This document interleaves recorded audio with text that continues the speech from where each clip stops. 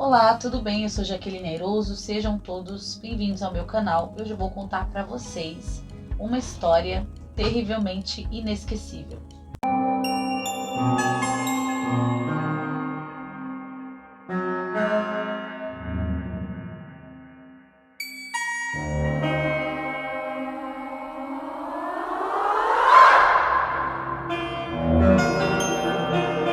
Vou colocar o microfone aqui um pouquinho mais próximo e já peço desculpas antecipadamente pelos ruídos que com certeza terão ao longo do vídeo. Esse caso especificamente é extremamente polêmico e conhecido aqui no nosso país e normalmente ele costuma dividir opiniões. Por quê? Isso por causa de toda uma narrativa que foi elaborada na época desse caso, uma justificativa de tentar justificar uma coisa que é injustificável, né? Acabou ficando uma frase um pouco repetitiva, mas foi bem isso mesmo que eu quis dizer. Foi elaborada uma narrativa com o intuito de justificar um ato desumano, cruel e completamente tenebroso. Eu tenho uma opinião sobre esse caso, como a maioria das pessoas, acredito que o Brasil inteiro tenha, e a gente vai falando disso ao longo do vídeo. Esse caso aconteceu em maio do ano de 2012, na região de Cotia, em São Paulo. Começaram a aparecer em diversos pontos aleatórios ali, uns sacos de lixo, e dentro desse saco de lixo continham partes de corpos. Era em beira de estrada, era perto de córrego, era uma parte mais para o interior. E essas partes mostravam que pertenciam a um corpo masculino. Inclusive teve um pai e um filho que abriram um desses sacos e nem imaginavam o que tinha dentro, né? Uma perna humana. Teve um outro senhorzinho também que trabalhava fabricando celas, arreios, esse tipo de coisa. E ele viu um cachorro mordendo uma mão humana que pertencia a um braço humano que tinha sido decepado, que estava em um desses sacos de lixo. Então, como apareceram vários, tudo na mesma época, essa situação começou a chamar a atenção da polícia, da Guarda Civil que operava ali naquela área, e até então eram tidos como partes de corpos aleatórias, né? Não tinham associado ainda que essas eram parte de um corpo, de uma pessoa que estava desaparecida. Então, no começo era tratado assim, partes aleatórias de corpos aleatórios. Só a partir do momento em que foi encontrada a cabeça é que as coisas finalmente começaram a ser compreendidas da forma correta, até porque existiam pessoas desaparecidas. E aí, com encontrada a cabeça, pôde ser feita, uma verificação, um reconhecimento. Após a Guarda Civil local e a polícia estarem totalmente cientes da situação, é que eles puderam examinar a situação como um todo. E aí eles começaram a prestar atenção. A primeira coisa era o padrão de corte daquelas partes. Algumas das secções estavam muito perfeitas e aparentavam ter sido realizadas por uma pessoa profissional da saúde ou que no mínimo tinha conhecimento para fazer algo assim.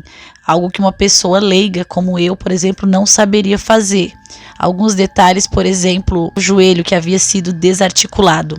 Não era coisa de uma pessoa amadora ou que fosse totalmente ignorante em relação a corpo humano e anatomia. Provavelmente uma pessoa também que estivesse nervosa ou agindo no calor do momento ou embriagada não conseguiria ter feito aquelas secções. Mas nem tudo era perfeito. Algumas partes também tinha erro de corte, tinha tentativa de acertar esse corte, de consertar. Então era uma pessoa que sabia o que estava fazendo, mas também não era uma médica, uma cirurgião, por exemplo. Essa era a primeira informação que foi possível obter examinando as partes. E começou então a investigação, e essa investigação traria à tona um dos crimes mais perturbadores e polêmicos que aconteceu no Brasil na década de 2010. E de fato acabou se tornando sim um crime inesquecível. Vamos retroceder então alguns anos, para trás e conhecer um pouquinho da história da Elise e do Marcos Matsunaga, que é o casal que protagoniza essa terrível história que eu vou contar aqui para vocês. E é engraçado que quando a gente escuta essa história, a gente pensa, quanto tempo a gente passa dividindo a cama, dividindo a casa, dividindo a nossa vida com pessoas, e muitas vezes a gente não tem ideia do que essas pessoas são capazes de fazer no momento em que elas precisam fazer algo, no momento em que elas precisam tomar uma decisão ou fazer uma escolha. E também até onde as pessoas vão por dinheiro. Porque esse crime, ele é sim sobre ganância, ele é sim sobre dinheiro. Não se engane, esse crime não foi sobre uma reação ou sobre uma legítima defesa ou sobre uma pessoa tentando não ser a vítima. Esse crime foi basicamente por causa de dinheiro, por causa de ganância, de uma pessoa que não queria perder os privilégios que ela tinha, que era muito dinheiro e uma vida muito luxuosa e confortável. A Elise Matsunaga não precisa representar, não precisa ser ela que representa uma parcela de mulheres que vive uma realidade cruel, passando por verdadeiras humilhações com seus parceiros, aguentando muita coisa ruim, violência, abuso emocional, psicológico, por causa dos filhos. Eu estou falando de uma parcela de mulheres que é dependente financeira do parceiro. E não estou falando de luxo, estou falando de pessoas que, se largarem do marido, não têm onde morar, ou não vão ter o que comer, ou sabe-se lá o que vai acontecer com seus filhos. Quando a gente fala de violência doméstica, de pessoas, mulheres, né, que infelizmente vivem essa realidade, a gente não está falando de mulheres que não querem perder um privilégio. A gente está falando de mulheres que resistem para sobreviverem.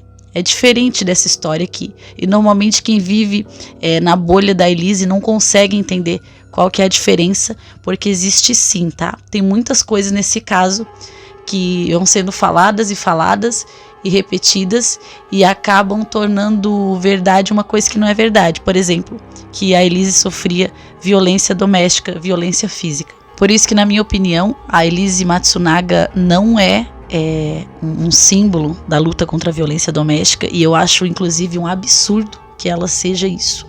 Ela é uma pessoa que conquistou uma vida boa e não queria perder, e é isso, ela agiu por causa de continuar mantendo a sua vida boa, sua vida confortável. Ela agiu por dinheiro e ela se apropriou dessa causa, que é a causa da violência doméstica, que é uma causa muito complicada, muito sensível, que mexe com a gente, mexe com o nosso psicológico, mexe com o nosso coração. Então, foi criada uma narrativa a partir disso, e a nossa sociedade, que já tem essa coisa de, só se importa com quem tá vivo e sempre arruma um jeito de culpar a vítima, sempre arruma um jeito de abraçar ali o culpado, o assassino, e arruma um jeito de culpar a vítima. Então, para mim, infelizmente, foi isso que acabou acontecendo. Algumas pessoas procuram qualquer motivo, qualquer justificativa para tentar explicar, por que uma pessoa é capaz de fazer uma coisa tão horrível. A gente não pode ser tão simplista e dizer, ela fez porque quis. Ela teve ela foi perversa a ponto de fazer isso. Mas a razão pela qual ela fez isso também foi uma razão perversa. E tudo isso foi analisado no julgamento. Enfim, mais pra frente vocês verão do que a gente está falando. Se você é mulher e se sente representada pela Elise Matsunaga, eu só lamento por você.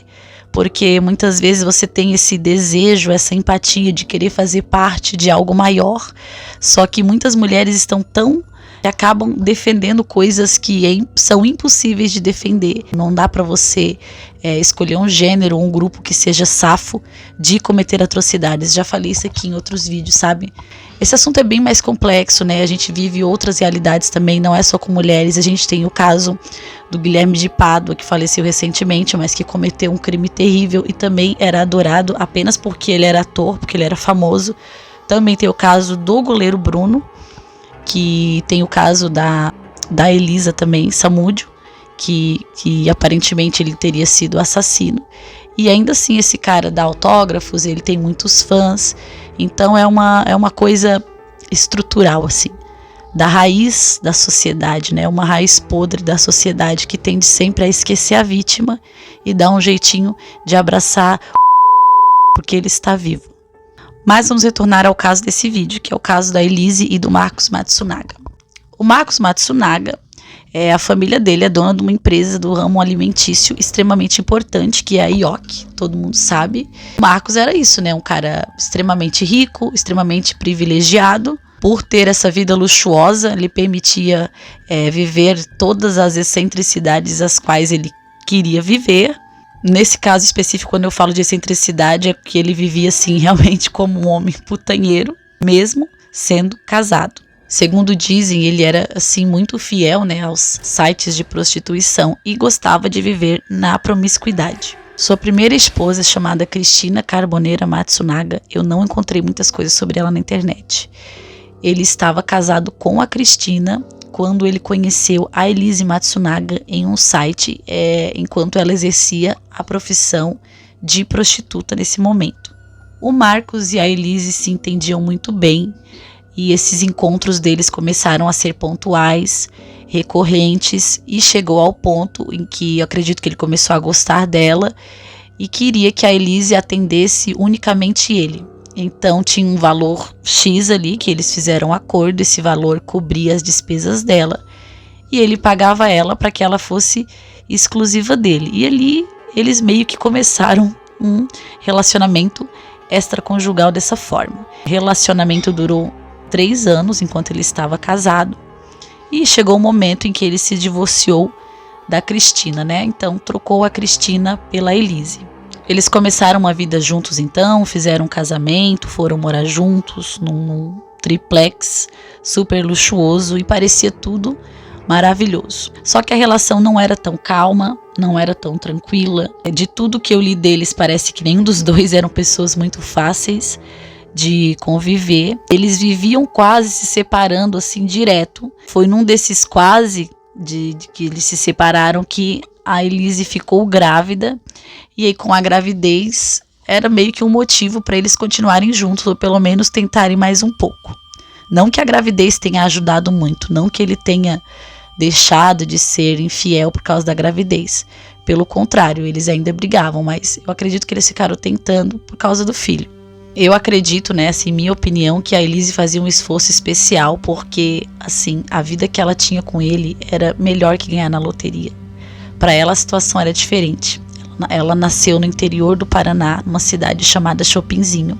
Teve uma infância extremamente difícil, uma adolescência mais difícil ainda, onde ela teve problemas com o padrasto, com a mãe, acabou nas ruas, onde ela acabou, infelizmente, entrando nessa vida de prostituição. Então a vida que ela tinha com o Marcos era uma vida de rainha, era melhor do que ganhar na loteria. E claro que ela não abriria mão disso tudo tão facilmente.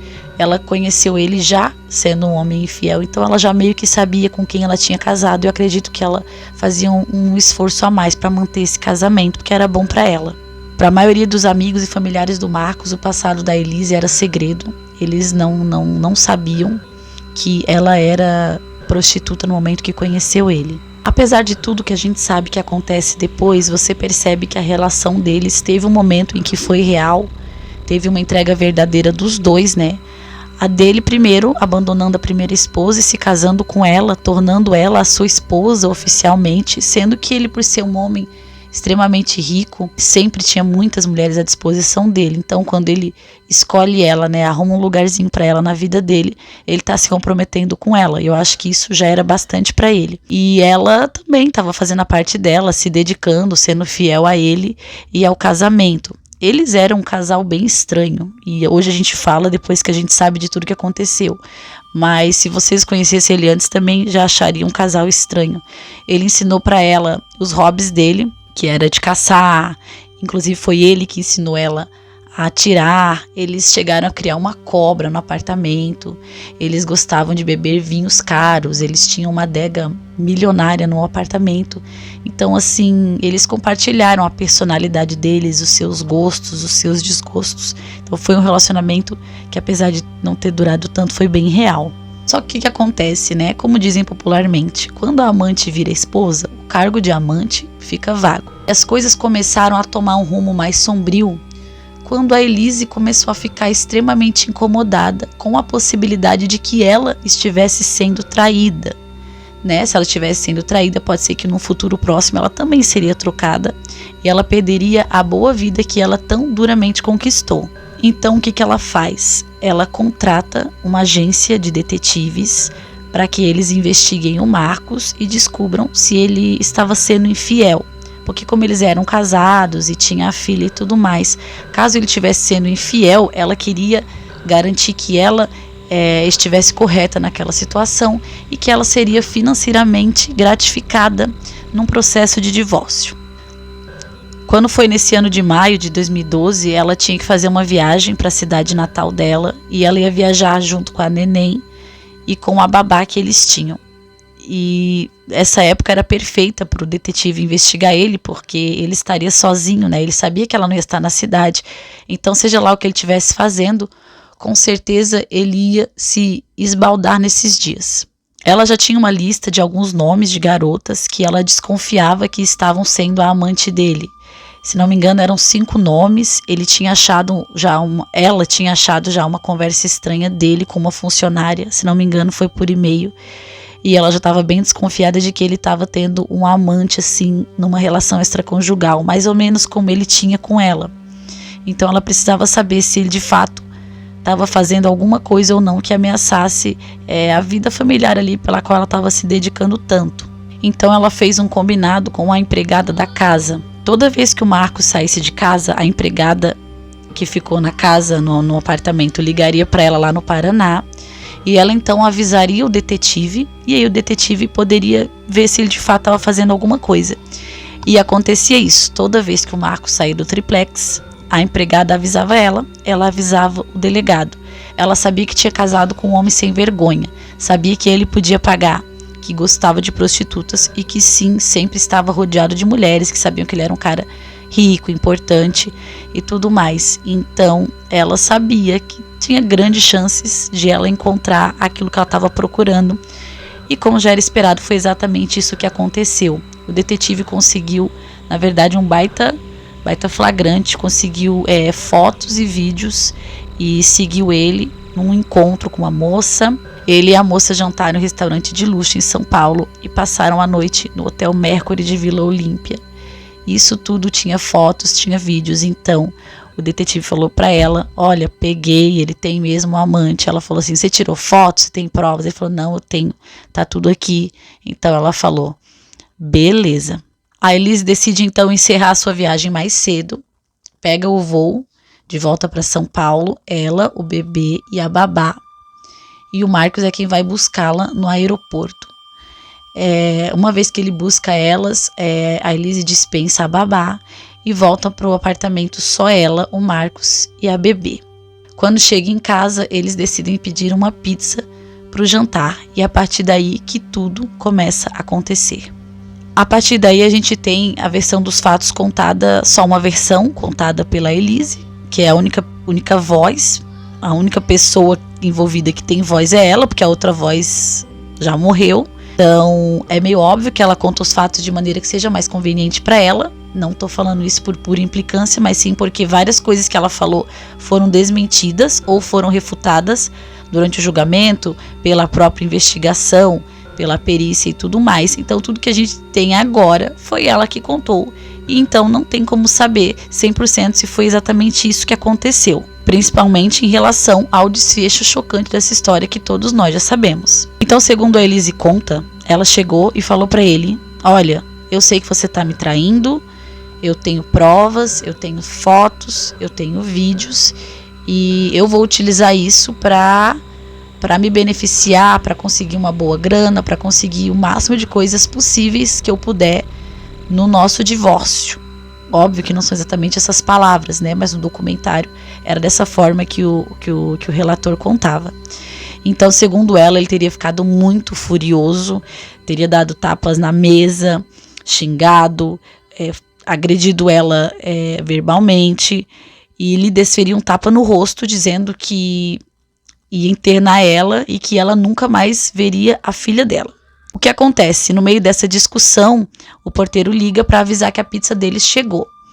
E essa parte é verdade, porque a gente tem as imagens com câmera. O Marcos desce na portaria, pega a pizza, pega o elevador de volta e sobe com a pizza pro triplex, entra no apartamento. Essas são as últimas imagens que temos do Marcos com vida. Só lembrando que o apartamento era cheio de armas, porque eles atiravam, caçavam e gostavam de colecionar. E esse momento que ele vai buscar a pizza é por volta das 17h30 da noite. Não é necessário fazer suspense sobre o que acontece depois, né? Que o Brasil, o mundo inteiro sabe. Após retornar com a pizza, segundo a Elise, ela ficou com muito medo de que ele pegasse uma das armas, para utilizar contra ela. Então ela corre, pega uma arma, que é uma arma que ele deu de presente para ela. Segundo ela, atira na cabeça dele para se defender, porque ela achou que ele faria algo com ela. Inclusive ela afirma estar frente a frente com ele, não totalmente na mesma altura, porque ela tinha 1,50 m e ele 1,80 m, mas ela afirmou que os dois estavam de pé, que ela correu, deu a volta e atirou na cabeça dele. Só que a perícia já desmentiu isso, né?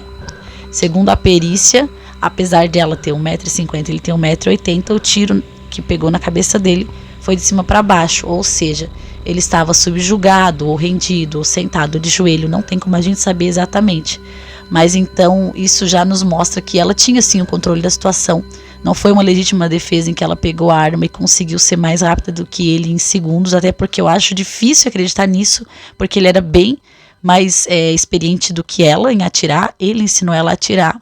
Então a perícia já desmentiu essa parte da fala dela, de que foi uma coisa ali que aconteceu num confronto. Mas isso nos sugere o quê? Que sim, ela se preparou, que enquanto ele foi buscar a pizza, ela já pegou a arma e já ficou esperando ele para atirar. Eu acho assim, ela sempre fala, né? Ele ia atirar. Será que ele ia atirar? Bom, de qualquer jeito, foi ela quem atirou e fez todo o resto. E o pior vem a seguir, né? Apavorada com a possibilidade de ser pega no ato terrível que ela cometeu, a Elise decide se livrar do corpo do Marcos. Mas quando eu falo apavorada, eu não falo assim no sentido de que ela ficou nervosa ou por causa de culpa por ter feito algo com ele ou de ser pega.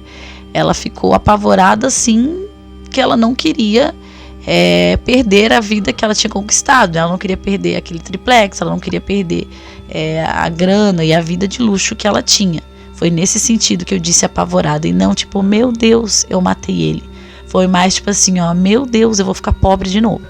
A seguir, a Elise decide dividir o corpo do Marcos em algumas partes, e o plano inicial dela era tirar as partes do corpo dele do estado de São Paulo, para que fosse mais difícil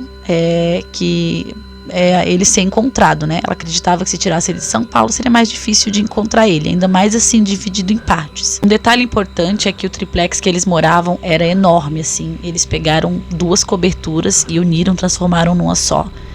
Então era um apartamento realmente muito enorme, porque algumas pessoas se perguntam como ela conseguiu fazer essa tarefa de dividir o corpo, toda a bagunça, dedicação que precisa, sem que as outras pessoas que trabalhavam na casa soubessem o que estava acontecendo. Então saiba que sim, era possível ela ter feito aquilo enquanto ninguém mais sabia o que estava acontecendo, porque a casa era realmente muito grande. Então a Elise inicia o esquartejamento do corpo utilizando os seus conhecimentos de pessoa que trabalhou na saúde, né, enfermeira, e ela tinha trabalhado como instrumentadora cirúrgica. Então essa é uma profissão que proporciona que tenha bastante conhecimento de anatomia humana, porque a pessoa participa ali diretamente da cirurgia.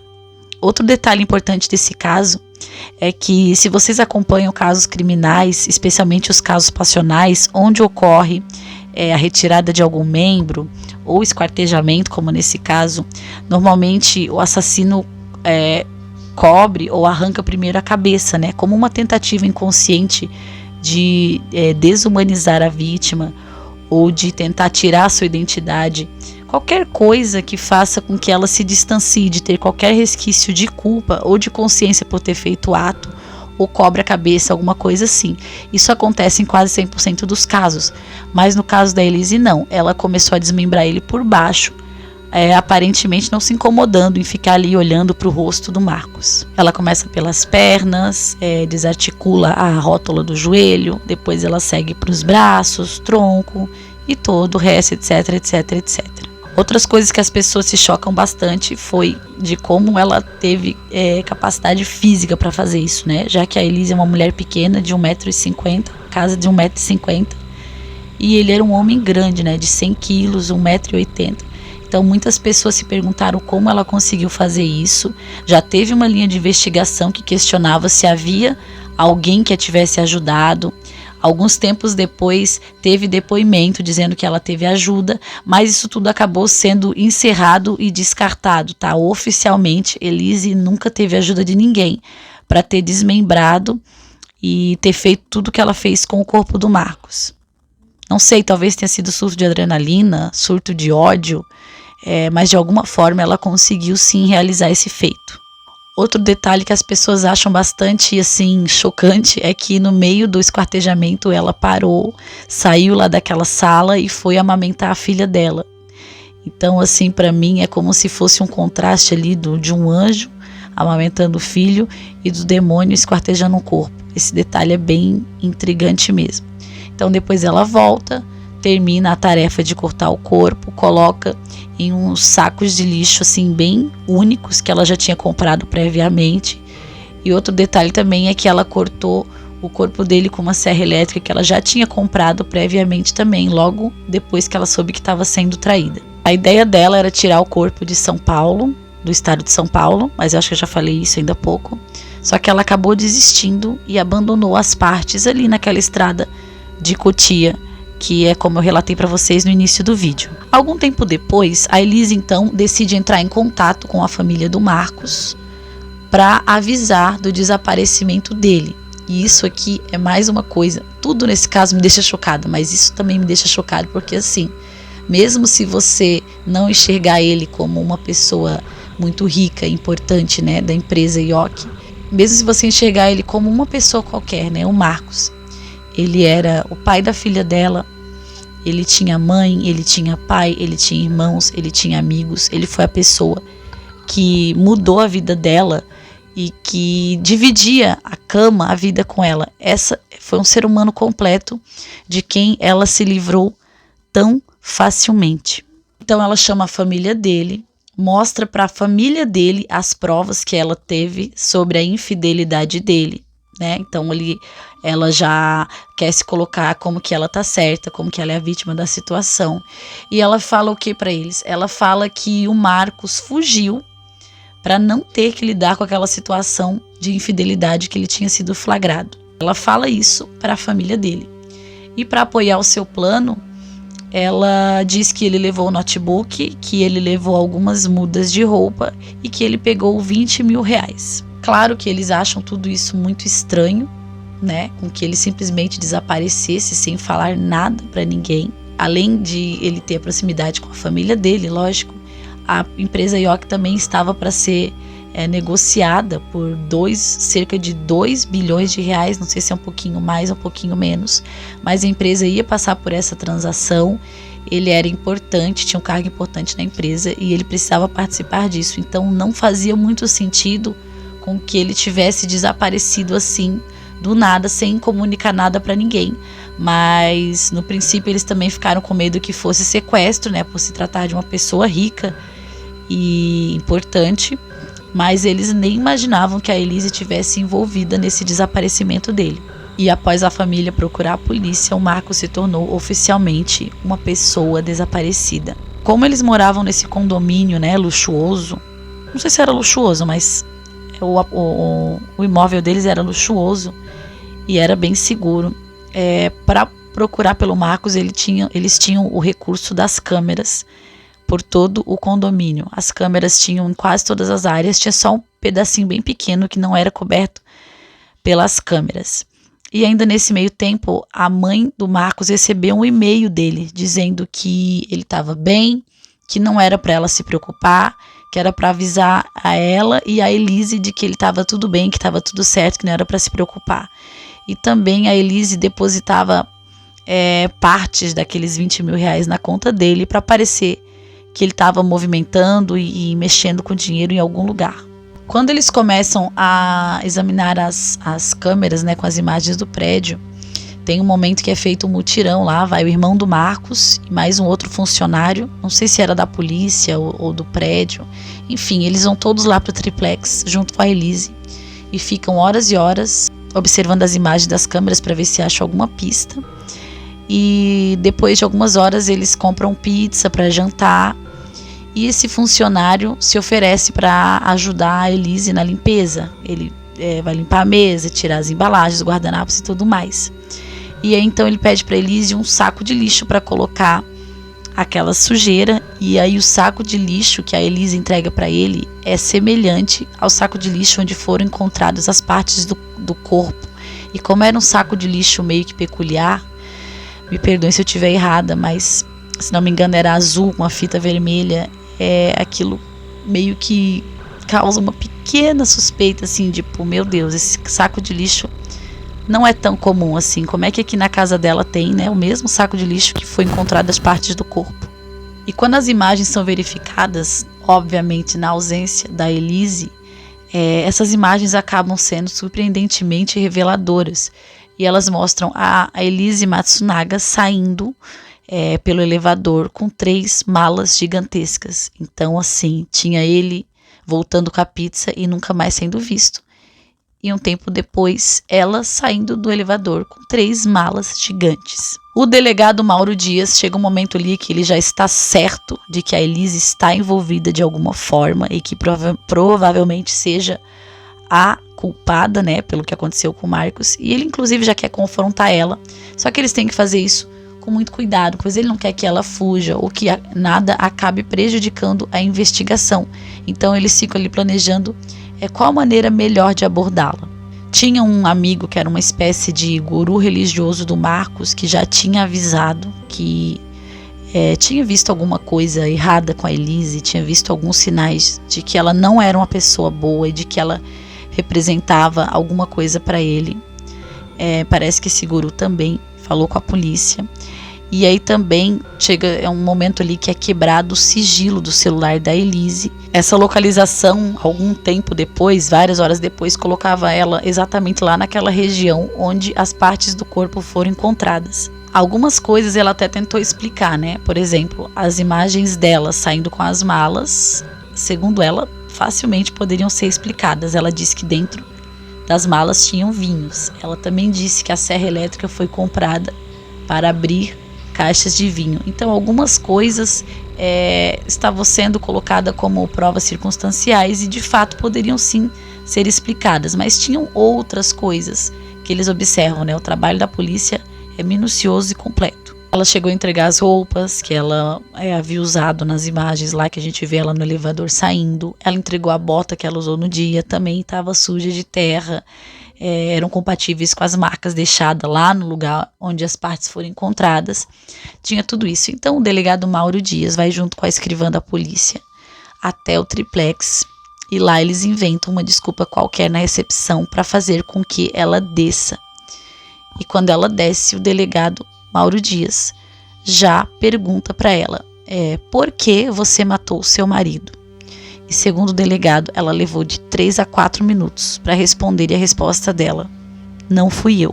Com tudo que estava acontecendo, das imagens, da localização, de tudo que toda aquela mentira ali que ela inventou, né? Ela não teve força, eu acredito que emocional, psicológica, para sustentar aquilo.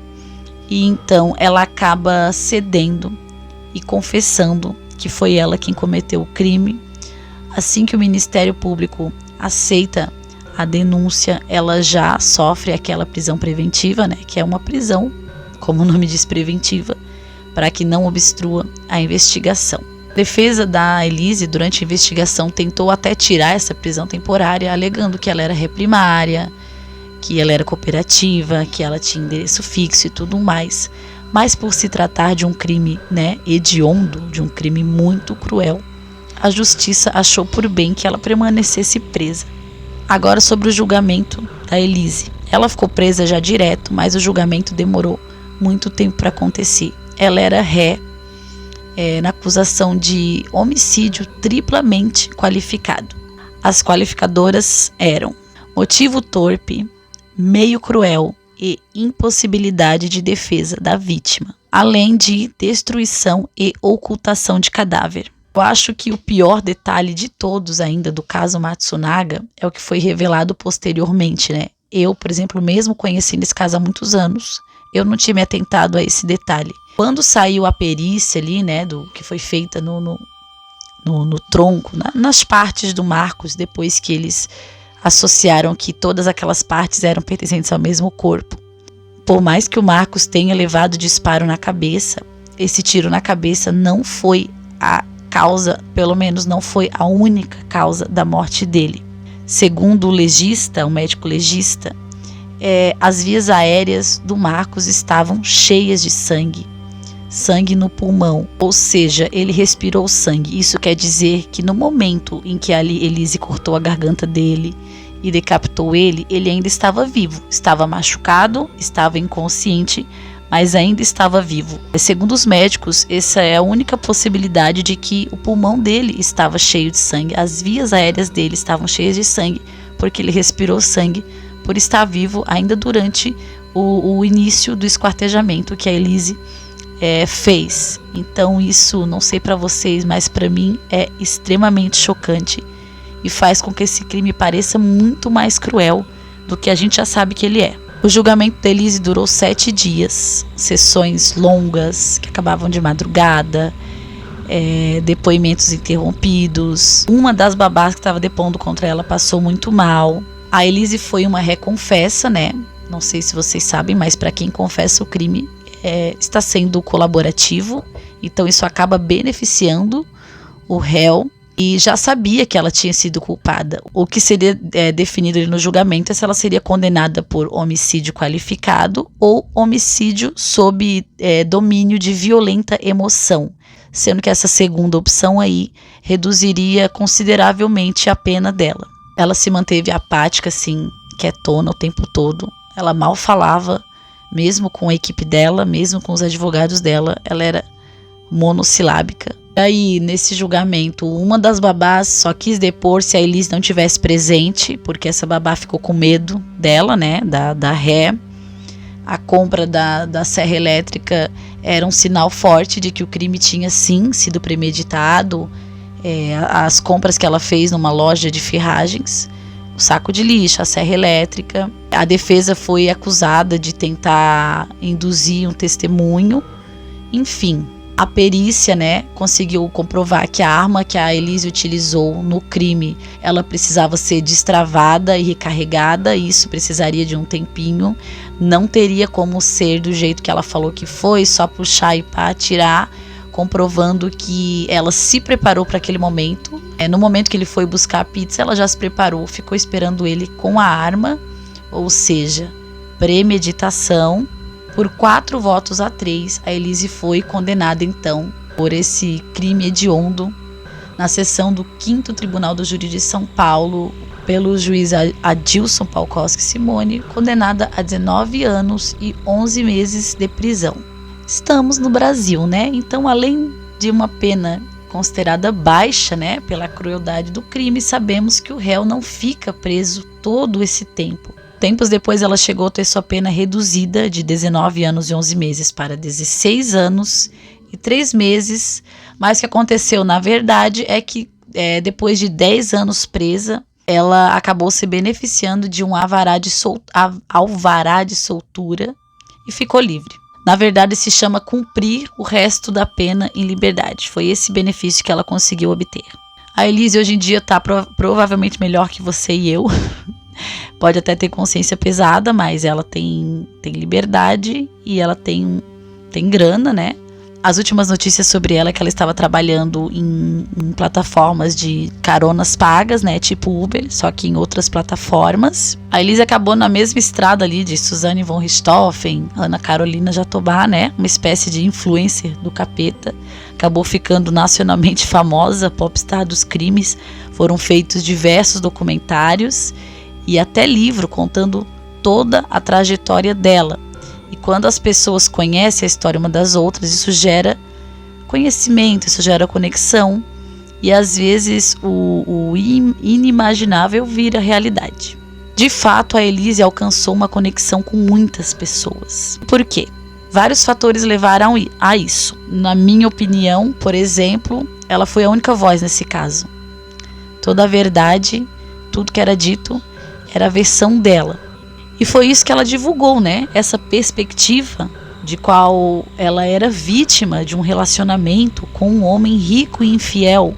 Ela agora era a pobre mulher rica, que era traída por uma garota de programa, né? Seu marido tinha uma garota de programa e ela conta essa perspectiva se sentindo uma coitada e ela ignora totalmente a realidade, que é o quê? Ela fez a mesma coisa com a primeira esposa dele. Ela também foi garota de programa e ela também foi amante e ela também pegava um homem casado. A Christine passou por isso, mas ela não aceitou passar por isso. Pelo menos não conseguiu passar por isso sem tirar a vida de alguém. Essa é a versão dela, onde ela é a vítima, e como é só ela que fala, é só ela que importa e tá acabado. Outra coisa que eu acho que fez com que muitas pessoas se conectassem com ela foi os sentimentos dela de ficar longe da filha, sobre a saudade que ela sempre falava de ter a filha, né? De saber que nunca ia ver a filha. Isso realmente eu entendo que deve ser uma situação muito triste. Só que quem foi que causou essa situação? Foi ela mesma, né? A babá testemunhou que ela era sim uma boa mãe, que ela era muito atenciosa, muito cuidadosa, e claro que eu não duvido disso. Só que assim, ó, eu vi um podcast, eu não sei se foi o Ulisses Campbell falando. Gente, quando ela tirou a vida do pai da filha dela, ela feriu a alma da filha dela em 1000 lugares diferentes. Ela tirou o direito da filha dela de crescer com o pai do lado. Ela destruiu a família, assim, da maneira mais cruel, mais perversa de todas, principalmente porque a menina ficou sem o pai e depois acabou também ficando sem a mãe. Então vocês imaginam como é que se pode salvar essa criança das consequências do que ela passou, que foi a Elise que causou. Vocês têm noção do que isso faz uma criança, gente? Não sei se vocês têm filho, eu tenho 2. Uma criança se afeta por ver os pais brigando, por ficar uns dias sem ver o pai e a mãe. Vocês têm noção do que ela fez com essa criança? Como é que vai crescer o emocional, o psicológico dessa criança que com 7 anos de idade foi avisada na escola por um amiguinho que a mãe dela havia matado o pai dela e esquartejado. Por mais que na família não falassem sobre isso, tá na Netflix, tá em todo lugar. Vocês têm noção do que isso fez com essa criança, do que ela fez com essa criança? Eu indico vocês lerem o livro do Ulisses, contando a trajetória dela. Não justifica o que ela fez, óbvio que não. Vocês jamais alguma coisa vai justificar isso. Mas explica, né, o porquê de alguns comportamentos.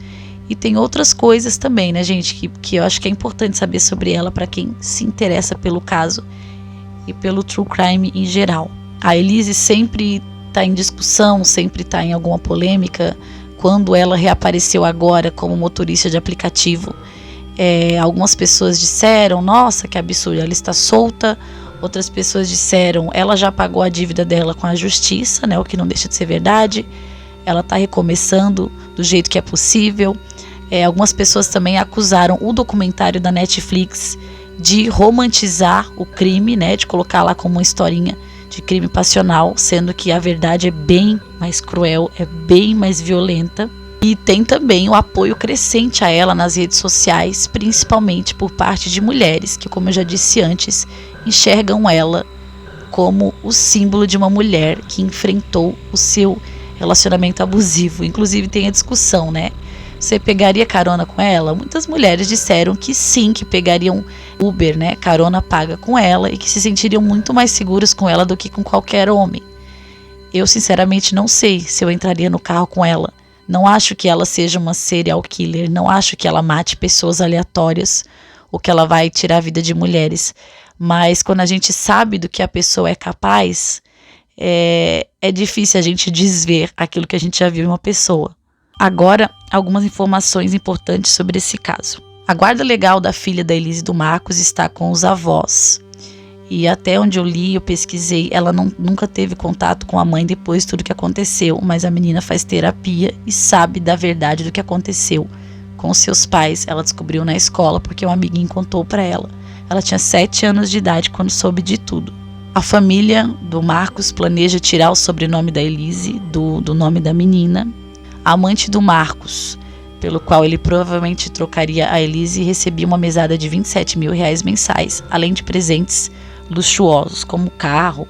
Ela tinha ganhado uma Pajero de presente. Aos 15 anos de idade, a Elise sofreu abuso sexual do padrasto e acabou sendo expulsa de casa, pois a mãe preferiu o padrasto a ela. Vários especialistas já falaram publicamente que esse amor todo e tudo que a Elise disse sobre a filha dela é apenas para gerar comoção nas pessoas e identificação e fazer com que as pessoas gostem dela e não enxerguem o monstro que ela é.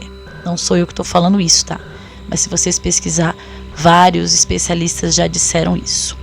Esse aqui é polêmico. Elise teria laudos psicológicos comprovando a sua psicopatia. Está no livro do Ulisses. O Ulisses fala sobre isso. Porém, a equipe que representa a Elise já negou isso. Familiares dela, se não me engano, o advogado já negou que ela tenha, mas diversos veículos importantes confirmaram que sim, ela tem laudo de psicopatia. Para o pessoal que ficou na cadeia com ela, a Elise era uma ótima mulher, gente boa, tranquilona, que apenas se vingou do marido machista, violento e infiel. Inclusive, teve momentos em que a Elise falou que o Marcos cometia violência, doméstica, e até colocou a ex-esposa dele no rolo, e a ex-esposa dele, a primeira esposa Cristina, veio a público desmentir a Elise, dizendo que o Marcos não era violento nem abusivo, que ele tinha uns problemas de ser infiel, mas que ele não era violento e que ele era sim uma boa pessoa, porque uma coisa é uma coisa, outra coisa é outra coisa. Enfim, para o bem e para o mal, Elise está livre. Alguns sites de internet dizem que a Elise chegou a herdar R$900 mil da fortuna do Marcos. Alguns outros veículos dizem que a família dele pagou toda a equipe de advogados para ela, porque fica a dúvida, quem é que pagou tudo aquilo? Mas enfim, eu pelo menos não consegui saber qual que é a verdade absoluta. Mas enfim, esse caso é muito, muito triste. É muito, muito, muito terrível. O que me fez pesquisar mais a fundo sobre esse caso foi justamente quando eu vi o apoio crescente de tantas mulheres a Elise. Eu pensei, mas como, gente? Sabe, tá certo isso? Sabe, é complicado, gente. É muito complicado quando as pessoas misturam ideologia e começam a misturar as coisas para justificar coisas injustificáveis. É muito complicado. Mas e aí, qual é a sua opinião? O que você acha disso? Não sei quantas pessoas vão ver esse vídeo, porque a minha entrega de conteúdo tá péssima, porque eu demoro a postar vídeo longo. Mas se você vir esse vídeo e for deixar seu comentário, por favor, deixe com educação. E se eu falei alguma coisa aqui que não está 100% correto, me corrija com educação, por favor. Um grande beijo e até o próximo vídeo.